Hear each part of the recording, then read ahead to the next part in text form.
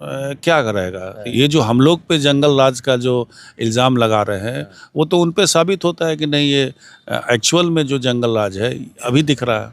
जो सरकार के जो पुलिस विभाग है उस विभाग ने अपने बयान से और एफआईआर को पलटा है। पहले कुछ ये नहीं भूलना चाहिए था, जिनकी शिकायत कर रहे हैं उनसे मतलब मदद लेके ही आप मुख्यमंत्री बने हैं, 15 में बने हैं। फिर आपको बीच में भारतीय जनता पार्टी के साथ चुनाव लड़े, उसके बाद फिर वापस आए, 22 में आए।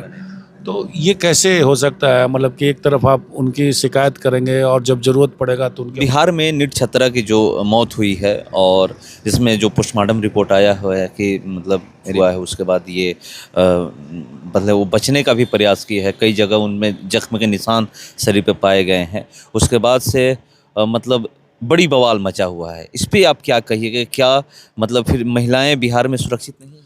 देखिए, इसका तुलना निर्भया कांड से तुलना किया जा रहा है, जो घटना घटी है बिहार में। तो जो सरकार जो महिलाओं को सुरक्षा का गारंटी देने का जो वादा की थी उसमें तो फेल नज़र आ रही है।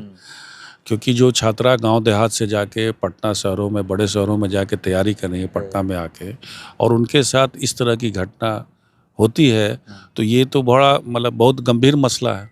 और साथ साथ एक प्रश्न चिन्ह उठता है कि जो सरकार के जो पुलिस विभाग है उस विभाग ने अपने बयान से और एफआईआर को पलटा है। पहले कुछ कह रही थी, बाद में कुछ रिपोर्ट हो रहा है। इससे साबित हो सकता है कि जो कार्य प्रणाली जो बिहार सरकार की जो अभी है वो उस कांड को बदल के वो आत्महत्या की ओर ले गया, सुसाइड करने गया, या बिना जांच के आप पहले ही उसको कह दिए कि ये सुसाइडल केस है और बाद में दबाव में आके फिर अपने बातों को बदल रहे हैं।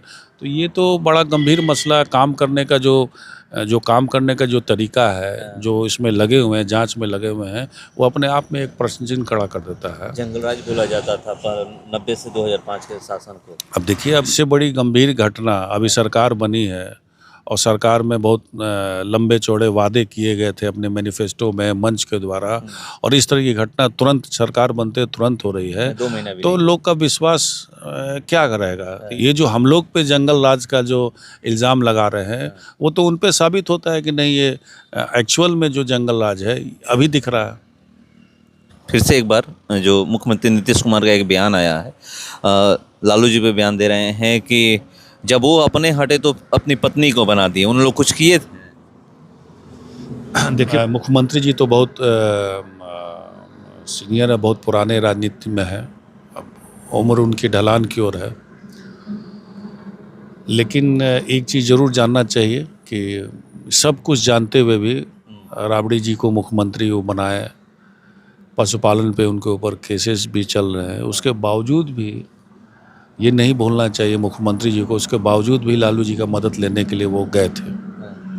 चाहे वो मांझी जी को मुख्यमंत्री बनाए, उसके बाद वो मांझी जी जब हटने के लिए तैयार नहीं थे उनके हटाने में मदद करना, फिर साथ में चुनाव लड़ना, फिर जाना, फिर वापस आना, तो सरकार में रहना। तो ये चीज़ निश्चित तौर पे है कि ठीक है, आप मन से उनकी शिकायत कर रहे हैं, लेकिन आपको ये नहीं भूलना चाहिए था, जिनकी शिकायत कर रहे हैं उनसे मतलब मदद लेके ही आप मुख्यमंत्री बने हैं, 15 में बने हैं।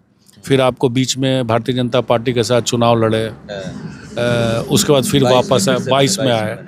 तो ये कैसे हो सकता है, मतलब कि एक तरफ आप उनकी शिकायत करेंगे और जब ज़रूरत पड़ेगा तो उनके पास चले जाएंगे। तो ये मुख्यमंत्री जी लगता है कि ये भूल गए हैं, ये पीरियड को भूल गए हैं जो उनको याद रखना चाहिए।